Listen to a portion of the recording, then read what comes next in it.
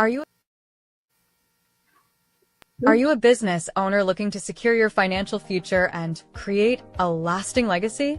I'm Leah Garcia, a financial strategist and insurance professional, and I specialize in guiding businesses with up to 50 employees on how to effectively protect and transfer their wealth. We break down silos with my unique approach, the Wall of Wealth. Imagine a seamless collaboration among your CPA, tax attorney, estate planner, and insurance expert, each playing their part in perfect harmony, ensuring your financial strategy is not just effective, but a true masterpiece. My passion stems from my own journey, from growing up on food stamps to dreaming of building community centers that empower others. Together, we'll craft a roadmap that not only safeguards your assets, but also nurtures generational wealth for your loved ones. Let's transform your vision into reality. After all, you can't measure the heart of a champion just by looking at them. Join me, and let's make your financial future shine.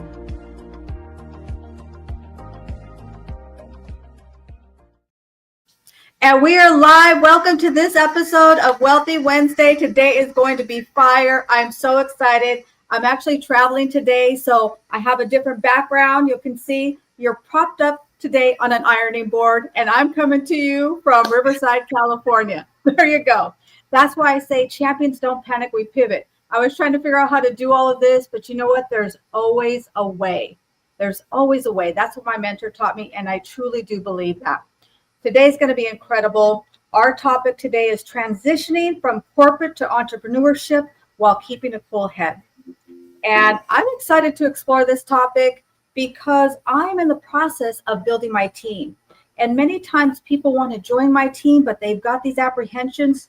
So I'm very excited about this topic, and I'm super excited and honored for our guest speaker today. So if you're an entrepreneur, you want to be an entrepreneur, you know somebody who's going to be an entrepreneur, invite them in. So come on in. We want to hear from you, and people are looking for you and what you do. So I welcome you to share what you do in the comments, network with each other, get to know one another. Listen, we're entrepreneurs. We have to rah ourselves.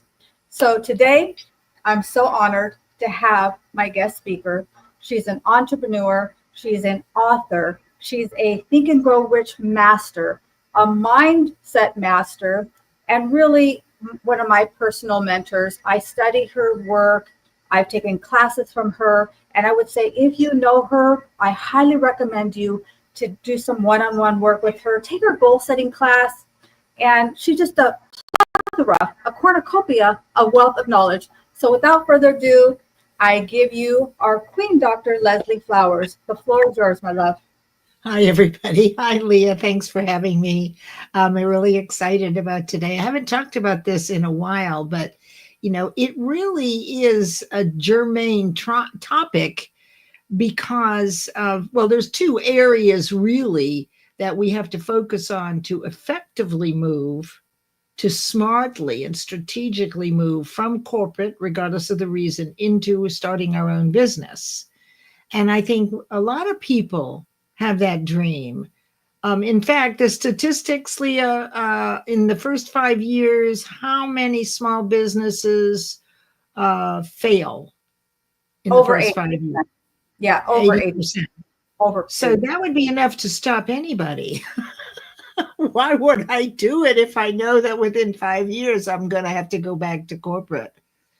But, for me, I've been in corporate. I did corporate for 45 years. And I stayed in corporate until I retired. So I had a side gig. But one of the most important things, if you want to move into entrepreneurship, is a number of the things are to make sure that you have some money put aside, right? And we've got a number of items today that we can look at that are challenging to people that really want to try entrepreneurship, or they feel it's time, or they're sick of corporate, right? I mean, really, is there anything else, is what you're saying to yourself. You've done it, and you don't maybe know how to set yourself up for success. And that's what we're talking about today, right, Leah? Yeah. And I really find in my journey, the entrepreneurs small business owners that I work with, it's the ones that really have something inside them, that dream, that pull, before they ever become an entrepreneur. So maybe they're doing it already as a side gig. Maybe they're doing some volunteering with this skill that they have. They're doing a lot of studying. Those are the ones that I find have success long term. What do you say? Well, it definitely hinges on how much you want to do this thing, right? And the reasons why you want to do this thing. And listen, for many people, they don't want to take that risk, right? Because look, there's a risk when you move from that regular paycheck into, can you make the sale? Whether it's a franchise business, whether it's a small business, whether you're an entrepreneur, whatever it is, there is going to be a risk. And does that answer your question? I think so. We'll go deeper. Okay. So kind of what I realized is that it's a two-pronged approach that we can take while we're considering it. So some people are going to jump in with both feet without preparing. That's their nature. The idea here is to give you a really good idea of what to expect, what kind of foundation and groundwork you would want to consider before you do it, and then what stops you and what stops over 95% of people. And that is the fear of poverty, which is real. Right? It's real. Are you willing to risk the comfort and stability, even with the difficulties? Are you willing to do that for your dream? Are you sure about that? So there is an assessment that you want to do, and there are certain things that you would want to have in place that make a lot of sense. So simply from Leah, from your perspective, what are the 4 organizing documents or steps that you were telling me earlier that each business, when they go out on their own, needs to have in place, and that it's not rocket science? It's just simple seeds that you plant for production. So tell us what those 4 things are when you're considering moving from corporate into entrepreneurship, please. Yeah, for sure. It's 4, and I go back to the wall of wealth. I'm always going to refer back to that, which is having your own health insurance set up, because if you've been in corporate, you are having corporate benefits. So now we need to create your own corporate style benefits. Having life insurance, right? And I love life insurance with living benefits, meaning that if you should get sick or hurt, cancer, heart attack, stroke, or a major accident, you have dollars you can access in case of that, so you can keep your business going, or some sort of a disability plan. You can get a standalone policy. And in my humble opinion, I like to see my entrepreneurs with 12 months of their annual income put aside. Now I'm talking about that to keep the lights on. This isn't the 12 months where you're going on vacation and going out to dinner. This is, what do I need to keep a roof over my head, some food in my belly, the basics. I like to see that squirreled away to kind of take the stress off, and so that they can really free up the space, their bandwidth, to be creative in their business. So that's what I would say. Did you do all 4? Oh, yeah, that's all. That's health insurance, life insurance, disability, and emergency fund. Thank you for repeating that. Yeah. And anybody in the audience, if you'll put that in the chat, that would be very helpful for people that go through for a team replay. So those are 4 things that you want to have. Now, consider that is an investment right there, because usually with your corporate position, a fair amount of that is covered. Either it's covered completely, or it's a split, or you're paying for it, but it's in place. So to be smart and prepared, you want to have those things. And of course, you can get those with Leah. But this is not, we're not promoting here. We just want you to be really wise about it. Now, you said something interesting about having a year's worth of salary. You know, it used to be 6 months. But honestly, Leah, is a year really enough? Really, a year is not enough. So if you're an employee, I'm comfortable with saying 6 months, but my entrepreneurs, my business owners, I say 12 to 18 months, even 2 years. Because think about it, unexpected things happen. We had a pandemic. Some businesses had to close their doors for a year or two. That's And right. by the way, it's also an opportunity account. If you're an entrepreneur, a business owner, and you have an opportunity to acquire something, do some kind of investment to propel your business forward, but you don't have those liquid assets, you're going to be stifled. So it's not just to keep the roof over our head in case we don't make money. It's also to have that ability to ebb and flow as we need to do as entrepreneurs and business owners. Absolutely. Now, I will tell you honestly that until I retired from corporate, I never made a full-time move. So maybe you think that. So what I did, but here's the problem with that. Okay, so there's a problem with keeping the side gig and developing that while you're in corporate. Right. And ideally, when you are earning the same as you do in corporate in your side gig, that's a good sign that you can move over to entrepreneurship. But that takes time. And the biggest problem that my clients and people have told me is this. You go to work all day and you're sucked into all the politics, you're exhausted. How many times do you come home from work and just want to eat and go to bed? That your energy is completely depleted. Not only are you doing your work in corporate, but you are also part of the politics. There's stress, there's gossip, there's hierarchy, there's raises, there's problems at work. So one of the things you can do, and it's a practice so that when you get home, you're not just going to flop into bed, is treat yourself like a consultant in the business. Now, you know, consultants are sort of outcasts, as I recall, in corporate. You don't have to be involved in all the politics, right? When you're a consultant, they pay you so much and you're part of the team, but you don't get dragged in emotionally. You can walk away from any gossip. You're not attached.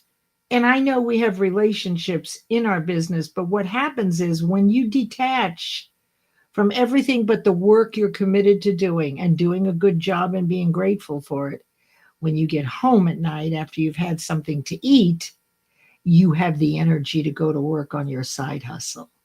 You only have so much creative energy. And most of us, I was in corporate for 45 years, Leah, and I got dragged into everything. I didn't know about this. Right. So, I mean, I would have nights of crying. I mean, it's just a whole world. So if you can step back a little bit and not allow yourself to expend your energy on things that don't matter, right? That involve outside conditions and circumstances. They don't really necessarily affect you. Then you're conserving your energy so that when you get home, you can work that side business. Does that make sense? Yeah, and I absolutely love that because see, it's a little difficult for me because I haven't had a job since I was like 22, like in a million years. Okay, I've been an entrepreneur most of my life. But I love what you said is to treat yourself like a consultant. And I would add to that is get up early, hydrate yourself, do your self-care, your workout, your prayer, whatever you need so that you are prepared for battle, right? Protect your energy. Take your lunch with you, take some snacks with you, take your reading with you so that you can kind of create your own little sanctuary, if you will, within your corporate where things are coming at you and maybe the boss is some kind of way and you know there's this, you know, coworker that complains and stuff, but you kind of, what would you say to that? Well, you just have to, it's an outside condition and circumstance of which you have no control. You might have a little influence, but it's what other people are doing is not within your ability of controlling. It's a waste of your time.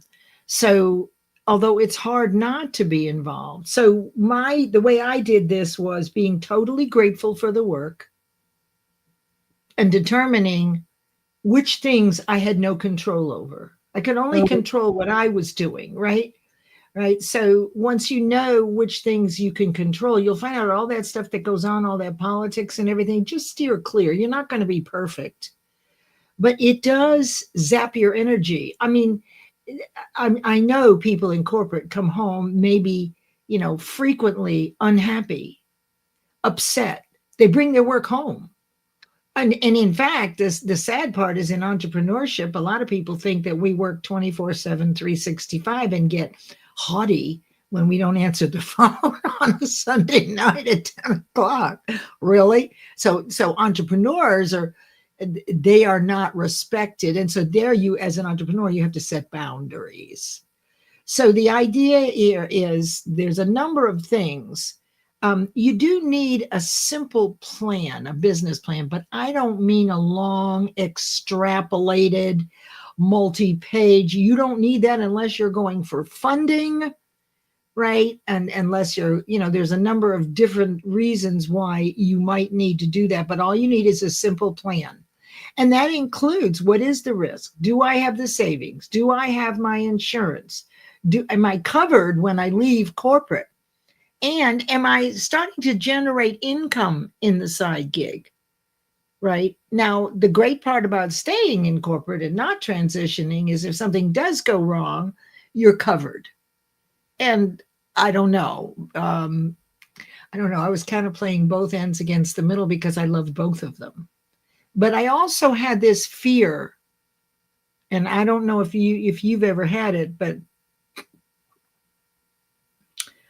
of poverty, of not having enough money, about scrapping for money. Once you've been getting that paycheck, you get pretty comfortable and you want to be really grateful for that. But there's a lot of people now who have lost their jobs and for one reason or another. And what there is to do is to simply look at losing that position as a gift. And here's what I'll tell you why. If you lose a position, it's on them.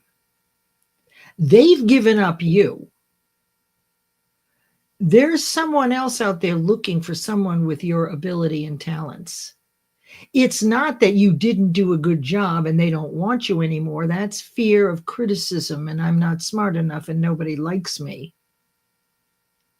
It's more about, I am really good at what I do. And if they don't appreciate me anymore, fair enough. But there are people out there looking for my caliber because you're an expert. Remember that the high schooler is an expert to the junior high schooler, right? So you do know more than other people. You may not know as much as people too, but the reality is that anybody who doesn't know what you know, you're the expert. So therefore, you deserve to be appreciated. Now, this happened to me in corporate, and is it okay if I tell a little story, Leah? Do, yes. Okay. So when something like that happens, when you lose your job and it's unexpected, and I guess it usually is, unless you choose it. And I worked for startups right around 2000, 2002. That was my specialty. Hey, Omar M., how are you? So I was working in Research Triangle Park, North Carolina is a huge entrepreneurial development area with 3 universities, Duke, North Carolina State, and University of North Carolina, the highest concentration of PhDs in entrepreneurial work there. And my expertise was around, hey, Nick's there, was around startups. Okay, so I was the gatekeeper for the CEOs. And around 2000, I mean, we'd bring on 30 people and then we'd drop 20. I mean, it was a very it's an unexpected market. There were lots of people being laid off, and it was all based on money that they would gain. And that was my specialty. Now, in one of the startups that I worked for, which was emergency management, where the software was now going up into the cloud instead of keeping all these things on your computer, right around 2000, then there was cloud. So there was a way for emergency management programs to be accessible more easily than on your local computer, because that could go down, right. So we were having a board meeting, and startups are dealing with people, board members that have a lot of money, and they're the ones that are investing in these startups. And I was the executive assistant to the C-level team for several companies, liaising with the board members, generating funds, raising money, and then doing the due diligence to sell the company to get out of it and generate income. Well, we were having one day a board meeting, and I was the assistant to the CEO and all the C-levels. There weren't a lot because it's a startup company. And gosh, we gained, I think, $60 million in 3 months. And I got to be part of that. So, I mean, it's big and it's a lot of fun. Anyway, so we're having a board meeting, and everybody's at one end of the building in the conference room, and all the investors are there, and the CEO and all the C-levels. And I'm at the other end of the building at the front door in case someone comes in, and manning the phones. Yes, the phones with the curly cords, right? And so I tuned in to the meeting as it was going on. And before it started, the CEO came up to me and whispered and said, "Leslie, I wanted you to know that there's a coup happening right now." Before he goes into the meeting, they were all going to be fired. She knew. So I'm listening in, and all the employees are in the conference room on the other end of the building. And I hear these words from one of the investors: "And we won't need Leslie services anymore." So this is, and nor will we need Anne Marie's, who was a bookkeeper. Now, this is being blindsided and hearing over the phone that you just lost your job, right? And, there's fear that comes up. I remember, Leah, as I was sitting there all by myself, hearing these words, like the blood started to rise. Right? This is your emotional reaction. This is fear. Oh my God, what am I going to do for my monthly paycheck? That was the first thing. Not, am I good enough? Will I find another job? But oh my God, the fear of poverty. I can't make it without this money, which is not true. But it takes your mind off of really what's happening here. These people no longer appreciated my wonderful services. So I would say, a 10-minute period, the blood started to settle. My conscious mind took over and said, "Wait just a minute, Leslie, you are the best at what you do.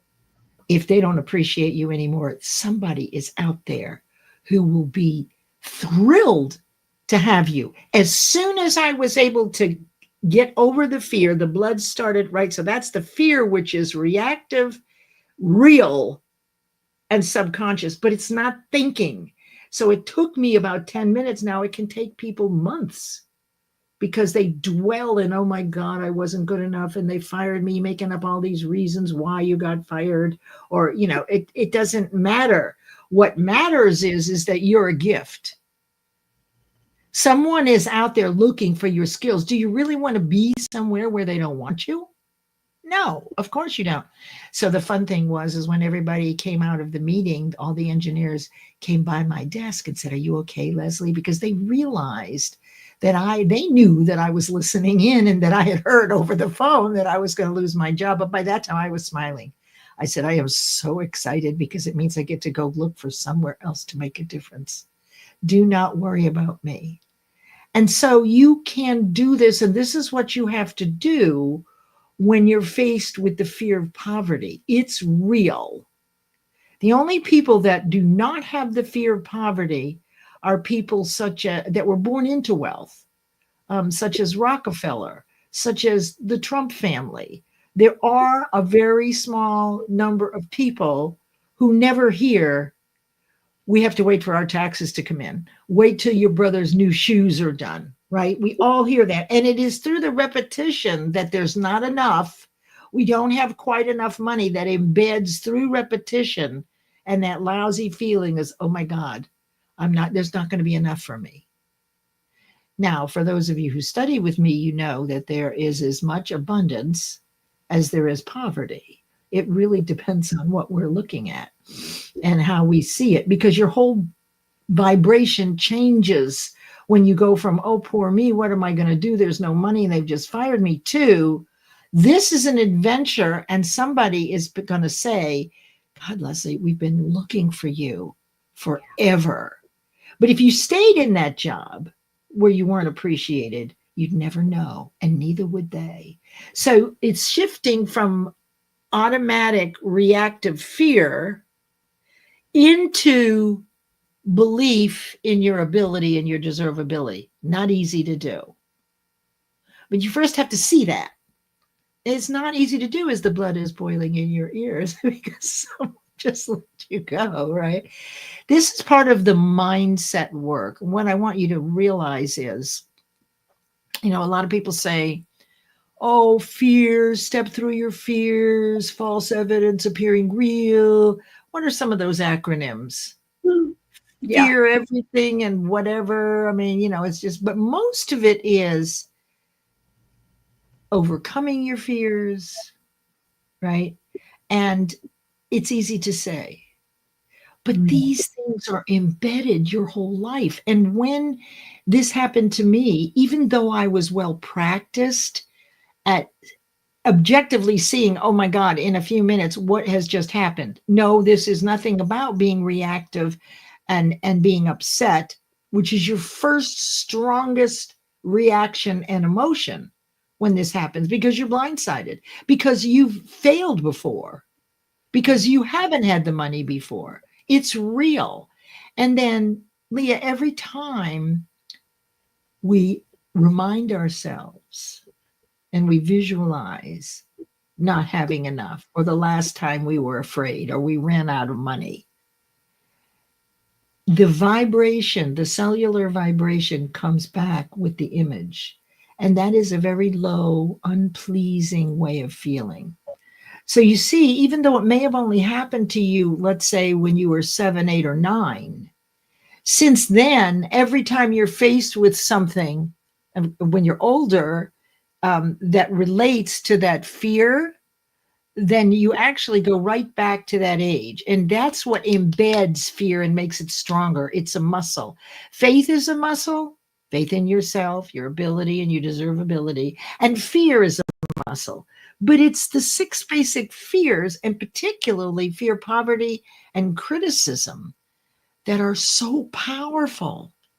And I don't know how many of you have actually been angry with someone for several days and not spoken to them. Has that ever happened to you?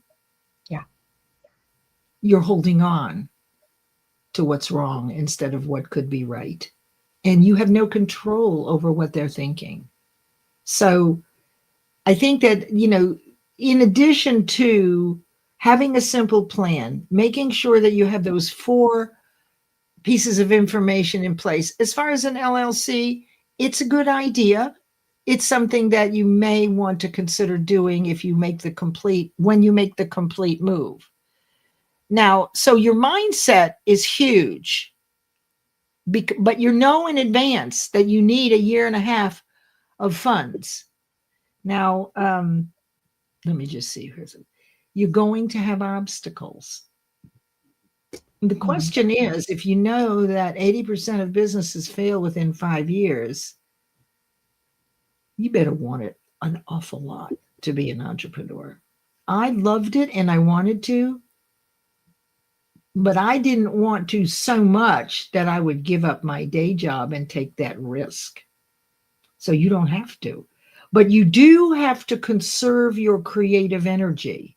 You cannot be at corporate and have a side gig and exhaust yourself with all the politics and, oh, let's have this party. And what are you going to bring? What food are you going to bring? I mean, we're going to do donations this Thanksgiving. And so you get sucked into a whole life.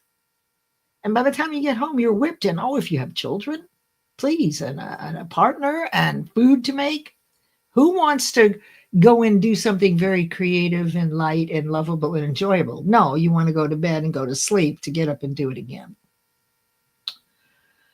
So one other thing that you've mentioned and that I've done too is, as you're considering moving into entrepreneurship, find a mentor. What do you think, Leah? What has been the role of mentorship in you growing your financial business, Leah? Would you share? It's definitely the foundation. And if we get into entrepreneurship and we don't have a preset for a mentor, I'm just going to say, I've never seen somebody get really good success without a mentor. All the entrepreneurs that I work with have somebody who's guiding them, who's pouring into them, who's growing and expanding. I call it that mind shift, right? Who's growing their identity. And I love what you said. A couple of things I want to unpack here is that you were talking about that when we're going into entrepreneurship, be prepared. You are going to be tested. You're going to face adversity. If you're going into entrepreneurship and you think it's all going to be rainbows and butterfly, you better think again. Because, and I'd love your thoughts on this. This is the way I explain it to my agents, is that anytime we're going from where we are, we're all somewhere and we want to improve ourselves. And especially when we're improving ourselves, what we're doing is something good. We're going to bring this book or this product to people and do good for them. We are going to face adversity. If we wanted to be a criminal, we would have no adversity, right? We would, like, everything would just be, we have our own adversity in another way, but you wouldn't have that resistance. The resistance is when we are improving ourselves. So understand that from the beginning. Prepare yourself. Have a mentor. Know what books you're going to read. Know that have a plan for what you will do when that adversity comes. Who are you going to call? What are you going to read? What are you going to tell yourself? How are you going to flip that script? How are you going to internalize that? And just like you alluded to, that challenge you should see as a gift. And one last thing I'd love to say, I'm going to rah-rah my little precious grandson here. I'm creating these little books, The Wall of Wealth for Kids, and I'm making them like a little story. And so it's Magic Maverick and his money moments. And the first, one of the first little events is he's going into the jungle to find a treasure, but then he realizes that the treasure is him. We are the gift. We are the treasure.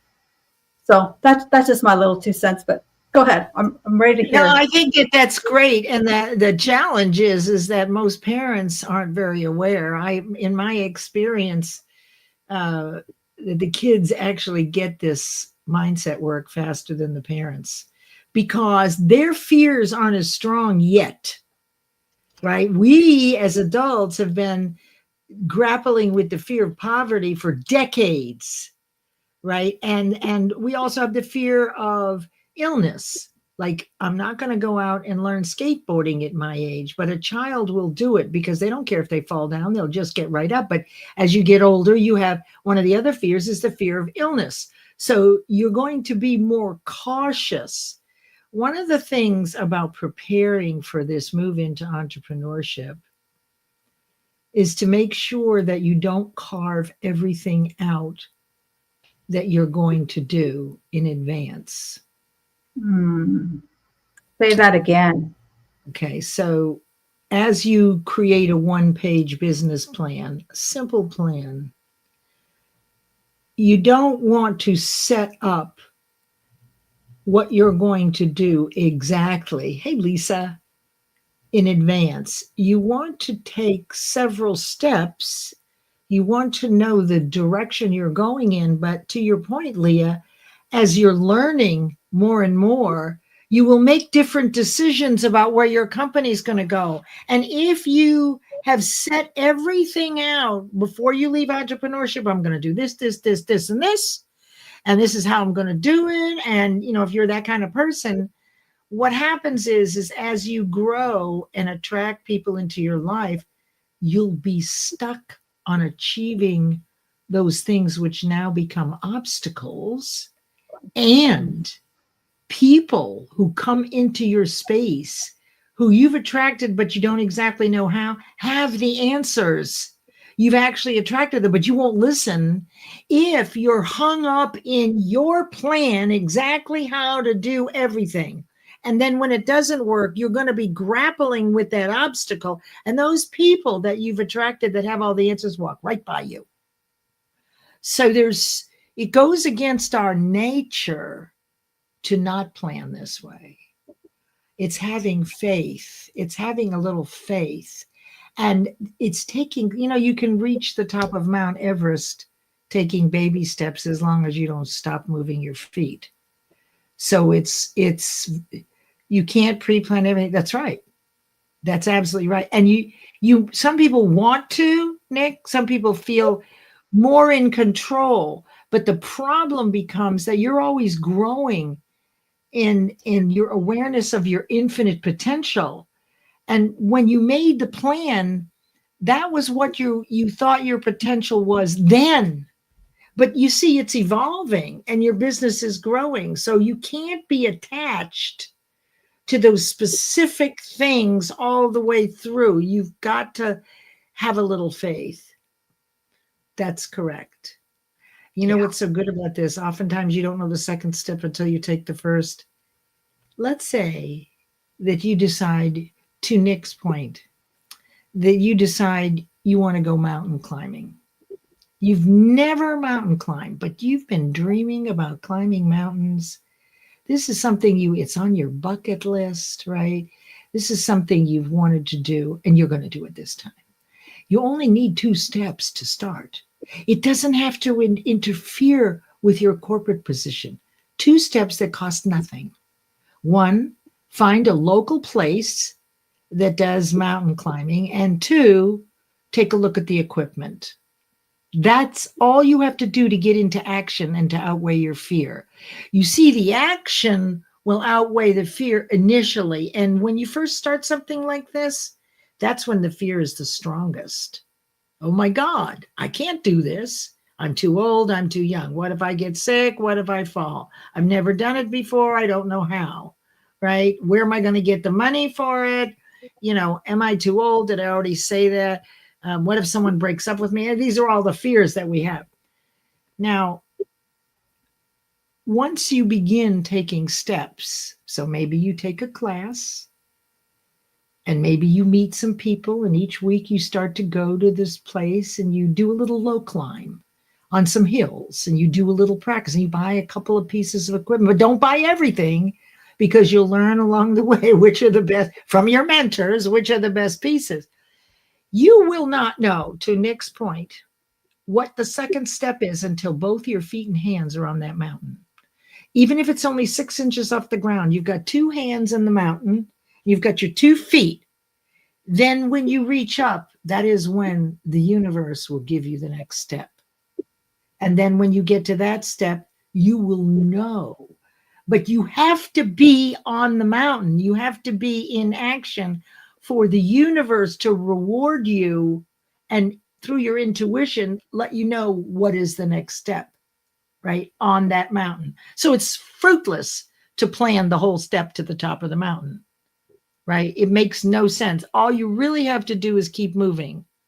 And you're not attached to specific actions. So you're observing and you look up and you see a perfect place for your hand. And then you see another one and you move the stakes. I don't know anything about the climbing. I'm just making it up. So to Nick's point, which I think was really, really brilliant, we get attached to knowing how to do something, but this is not about how, this is about why. Does the why for moving from corporate into entrepreneurship outweigh the fear of how you're going to do it? how you're going to deal with the money when you've had it kind of cushy. Maybe not the best job in the world, but you're grateful. You get a paycheck every week. You got insurance, this, that, and the other, right? Life is pretty good. And there are those who stay in corporate their whole career just so that they can retire because they want the security. But you may not be like that. You may have an entrepreneurial vision and dream. So remember, it's not about how you're going to do it. The reason you want to do it is in service to others and to impact lives. And you have to be the one. And until you feel that you are the one and this is what you're meant to do, wait. Right? Because you have to be able to outweigh your fears. Now, don't think that fears don't come up later. So you get over the first hurdle. Okay, I got 2 years worth of money. I got all my insurance documents in order, right? I'm prepared, right? I understand that I am worried about money, but I also understand my value. And that however, whatever I'm doing, people will recognize my value. So you have the mindset piece. What is it that I can control? There's only one thing we can control. It's what we think, how often we think it, and the way we feel when we think it. So when I heard that I had lost my job, what was I thinking? Oh my God, what am I going to do? I don't have enough money. It could have been, there's something wrong. I didn't do the job well. But in this instance, that's what came up for me. Not doing the job well, but what am I going to do about a paycheck? I couldn't help it, right? So then your conscious mind, your ability to think and choose an objective, responsive thought. Wait a minute. What if this is a gift? Because every failure that you experience will lead to a success if you look for it. If you're not looking for it, then you'll stay in the failure and you'll be miserable and you're not going to be a happy camper. But both ways of thinking are always available. Either not thinking, reacting, oh, poor me, the victim, or, hey, the consciously aware, emotionally intelligent person that says, wait just a minute. I'm grateful for this position, but they are not grateful to me. I need to be somewhere where I'm appreciated. And that's how you turn your vibration and you turn the whole to the other side, which is the law of polarity. So both choices are there. You can be in fear or faith, but it really takes something because fear is stronger. But as long as you know about this and the things that Leah and I are talking about, you're going to be good to go. So what are you hearing, my friend? Whew, this is a masterclass. If you're an entrepreneur, you need to download this one. You need to study this. You need to share with other entrepreneurs. I'm telling you, so many golden nuggets in here, and I'm not going to be able to unpack all of them. But what I want to highlight something that you said what I heard is, and my mentor said this to me years ago. In every adversity, there's a seed of a benefit, but only if we look for it. And we've been programmed for our mind to kind of take us down that little rabbit hole, right? And if we're going to be entrepreneurs, listen, entrepreneurs are not normal people. Okay? We're not. We think differently. We want differently. They're driven. Entrepreneurs are driven, right, toward this goal. And one other thing I totally forgot, forgive me for interrupting you, but I want to make sure to get it here. Before you move into entrepreneurship, go find the communities, right, that will embrace you for this new venture you're doing. A woman's group. What? Yeah, Kiwanis, Rotary. Get with people who will appreciate your new endeavor. Because you have different friends in corporate, but boy, when you get into entrepreneurship, get on LinkedIn, get into some groups. If it's acting or if it's writing or whatever it is that you want to get into, find that group and start commenting and gaining some acquaintances in your new field. And this will help you begin to develop your brand, whatever that is. right? Whatever you decide I mean, you don't have to do your brand right away, but is it going to be you? Is it going to be your company? Is it going to be a program? So there's a lot of things to think about here. But the most important thing about entrepreneurs is they are driven past their fear. Mhm. They are driven. They will walk right through their fears. If we don't look at our challenges as lessons in entrepreneurship, we aren't going to succeed. Good point. We're not. Well, and then, what is success? It's what you deem success is. It's the standard and value that you put on success, not what I say or what Leah says. What is success to you? Right. And that is living a life of wealth, health, and happiness for me. Right. It's having it all. It's not perfect. You never really get there perfectly. But what you've seen today is there's a foundation, an approach that if that's something you really want to do, you can chuck the whole corporate thing if you prepare yourself properly. Or what you can do is stay in corporate, work the side new thing, treat yourself as a consultant and not allow yourself to get sucked in to the politics and all the petty stuff that goes on in every company, so that when you get home, you'll have the energy to do that side gig. Now, for years, what I did was at night, I taught Think and Grow Rich in different masterminds. During the day, I worked, and I did 2 or 3 masterminds a week at different businesses. One of them was at 6 a.m. in Research Triangle Park, and everybody drove out there, and we're in a beautiful conference room. So I was able to do both. And you can too. I wasn't driven enough to test my faith and to outweigh my fear of poverty. And when I say poverty, just a lack of abundance. To your point, based on the law of polarity, there are 7 universal laws. That law that you're talking about, that your mentor mentioned, inside every failure is a lesson. You know, when you fail at some point, you get, oh, there is the other side of the coin. It's how long it takes you to wake up and see it, right, Leah? Right. Yeah, it was always there. Gosh, this is so good. We're going to need to have another session. Oh my goodness. I hope you guys are picking this up. I think one thing I want to highlight also, I loved your point about getting involved with groups. Yes, because you're going to be thinking differently. It's the 2 steps. Oftentimes, Dr. Martin Luther King Jr. says, we don't have to see the whole staircase. We just have to see the next step. It's just that one step, because as you get to that one step to the next point, you're going to discover new processes. You're going to meet new people. You're going to have new awareness. Your identity is going to grow, and you're going to see the things that were already there. Because you never noticed them before. You didn't notice them before. So you could see that if you have everything carved in stone, you're not going to be listening for it, right? But yet you are causing the matter. What it is that you want is moving toward you at the same velocity you're moving toward it. So if you're miserable and fearful, you're going to have more misery and fearful on your doorstep.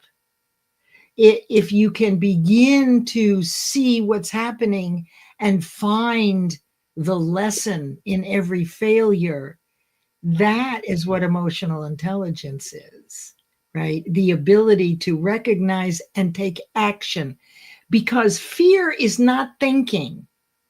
It's what animals do, but it's stronger than our conscious awareness. So this work that we do and the things that we're sharing is designed to empower you to see that there is another side, that it's always available for you. You just weren't ready yet. And you'll see it and you'll go, oh my God, this is what I've been grappling with, right? If you're hungry and eager to understand, you'll get it. And that's the beauty of emotional awareness. But tunnel vision as you build your business is limiting. Yes. And collaboration is very important. I mean, part of it is mastermind. Really, when two or more people get together, that's a mastermind. Mm-hmm. And what is happening in a mastermind? You've seen this 1,000 times, but you probably don't know how it works. I can tell you. But it doesn't matter because you have the evidence. If Leah and I are talking about something and she is talking about a project, for example, she is meeting with her mastermind over these few days. I nosed and asked her, well, where are you? What are you doing? Right? So what happens is I start to get ideas for you and you start to get ideas. So I don't have to be doing the same thing as you. The reason why, if you must know, is that all ideas are already here in the ether and they flow constantly from thought energy to us in the form of an idea. And then we, through our determination and our desire, actually turn that thought energy into physical form. That's how you achieve a goal. It starts with an idea and it turns into physical form, whether it's money, a vacation, or whatever. Only humans can do this. No, I forgot, where was I going with this? Okay, so whatever you think about the most and the way you feel about it is going to match your results. So if you're thinking positive and you're looking for the good, it's not going to be perfect, but you're better and better at catching yourself, right? You don't allow yourself to sit in the fear because you know intellectually that the other side of the coin is there.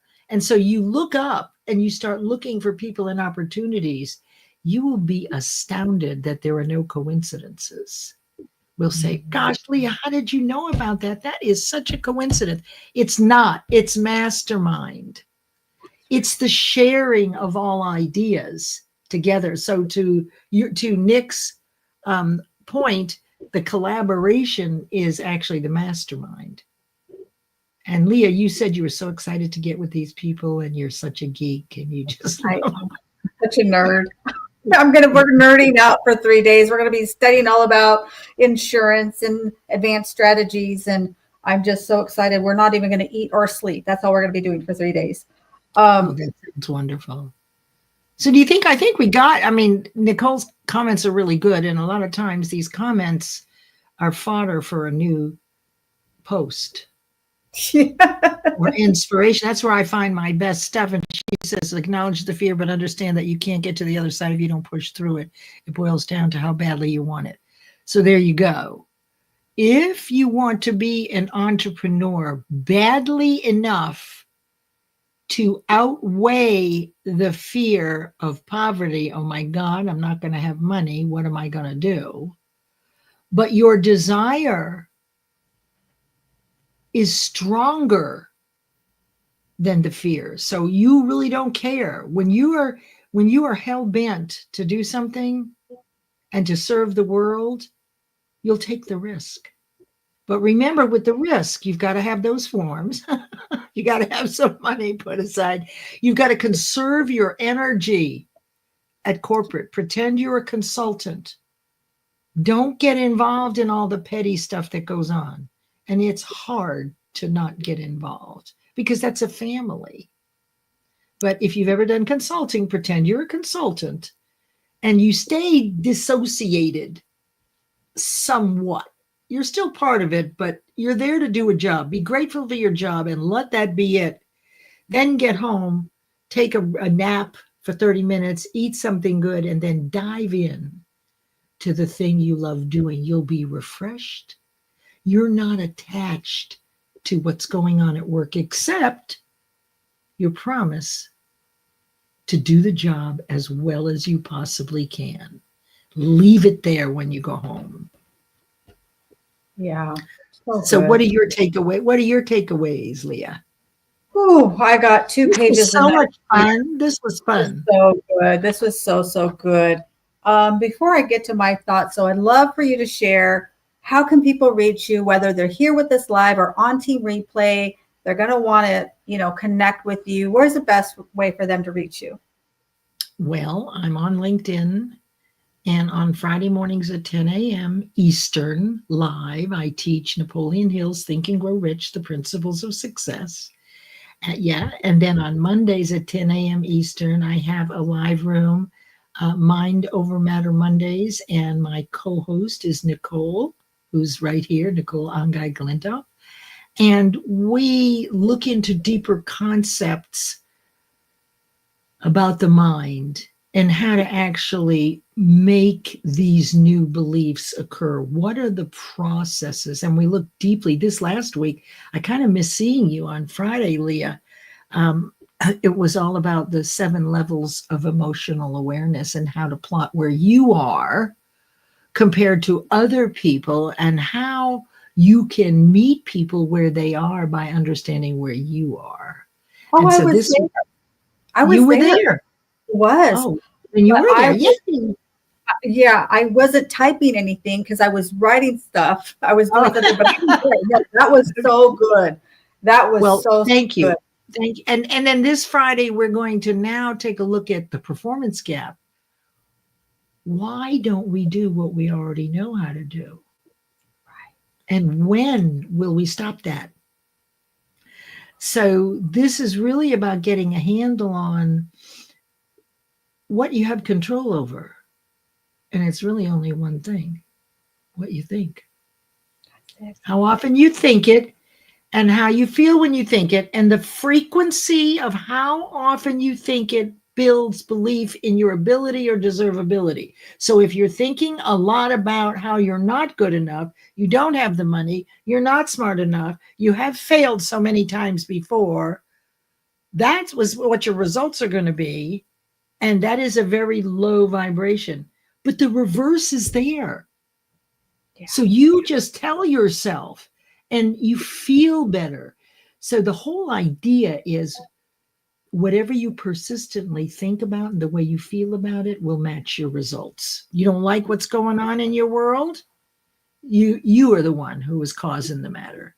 If you're not happy with your results, the car you're driving, there's a way to get another car if that's what it is you want. And to Nick's point, why? The why has to outweigh the how. You're not supposed to know how to do it. How will bring up fear. Well, I don't know how, so I'm not doing it. I'm not sticking my neck out. But it's the why, which Nick said so profoundly. It's why you want it. Does your why outweigh your fear of not knowing how? Yeah. Your turn. You now have 3 minutes. Thank you. I'm on the timer. I'm on the clock here. Yeah, and really what I wanted to highlight is I think getting really, really clear when you are going into entrepreneurship or starting a business here is what you want and why you want it. And that has to be within you. Nobody else can give it to you. You can't have a mentor that kind of pushes you through it. We're not talking about that. It's already, you alluded to this, it's already inside us. We just have to allow ourselves that opportunity to explore it and really embracing that. If you have a job, understand that entrepreneur is a different muscle. It is a different mindset. It's a different concept. It's going to require a different part of you. And so going into that and understanding and preparing yourself so that when you're going into your corporate job, we're not saying throw the baby out with the bathwater. Obviously, you're in the job. You have to do well and you have to in order to be able to succeed there. But understanding that you're preparing yourself also for that entrepreneurship that you have that's within you, because only you can do that. You are the only one that can fulfill that mission. It was given to you. And so I think it's your obligation, whether you do it for financial gains or whether you do it for volunteership or you do it to donate your time. I think it's your obligation to fulfill that, because that's how we find success. It's not this pile of money. It's who we've impacted, the imprints that we've left, the legacy, the dynasty, all comes from what we've done. Listen, we can make money doing a lot of things. Yeah. But do you want to do those things to make money one way, or do you want to do things to make money another way and leave that dynasty? Because I always talk about True wealth is having success in all areas. I call it the 7 F's: your faith, family, finance, fitness, fun, philanthropic, and food. Because I'm a foodie, and I think we can have better food when we have more money. We can That's true. Oh, those are some of my takeaways, but great stuff. I love it. I love it. Thank you for inviting me. And, I haven't talked about this in a while, having straddled corporate and entrepreneurship for such a long time now. I hadn't thought about the tricks to do a side hustle while you're deep in corporate. And for me, I was in startups. So we work 60 hours a week. Hey, Christy, we work 60 hours a week every week because we were working for sweat equity also. So that makes it even more challenging because you're not working a 40-hour week. If you're in startups, you're working a 60-hour week. Again, do the job, be grateful, but pretend you're a consultant and do not allow yourself to get sucked into all the petty stuff. It's draining. It's draining, I can promise you. And if you really want to be an entrepreneur, you need to leave some energetic space for yourself to flourish in that which makes you feel so happy. Yeah, I love that. I'm going to add one little thing to that also. Yeah. Is that if you're going from corporate to an entrepreneur, I would say understand you're going to sleep less. And I always say sleep is for the weak anyway. I think most of us sleep too much. Okay. That's my humble opinion. And my mentor taught me mini days. Maybe embrace a mini day. 6 to noon is one day. Noon to 6 p.m. is your second day. 6 p.m. to midnight is your third day. So if you can embrace that and kind of compartmentalize that, maybe you don't stay up until midnight, but understanding that, let that go when that new bell rings and it's a new day, and you will be dazzled and amazed and find how much more energy you have because it's in you. That's my humble opinion. That's my 2 cents. Well, that's more than 2 cents worth.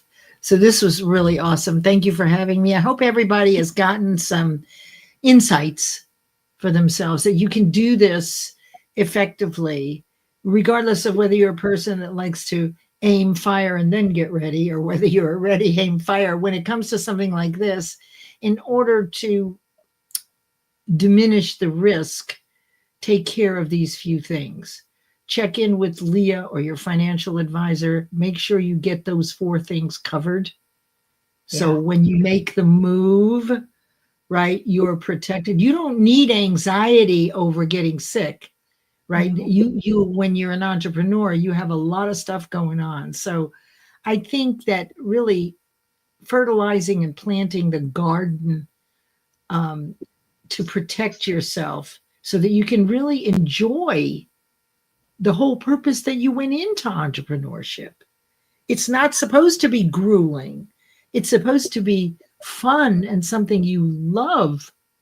And when it becomes a chore, it's typically what you're thinking about. And you can find me on LinkedIn, 10 a.m. Mondays, Eastern, Monday and Friday, lives. Come and learn. And you'll see Leah there and Nicole and Omar and Christy. Hey, Christy. Lots of good reasons to continue each week learning something new. Because Absolutely. this allows you to set those new milestones rather than the old ones you thought were the right ones for when you were there. Now you're growing and you've got other people coming into your life that are going to provide your next steps. Right? So you've got to be on the mountain before you're going to know what the next step is. You have to be in action. You can't just sit back and let other people fill you up. You've got to move also. So thank you, Leah.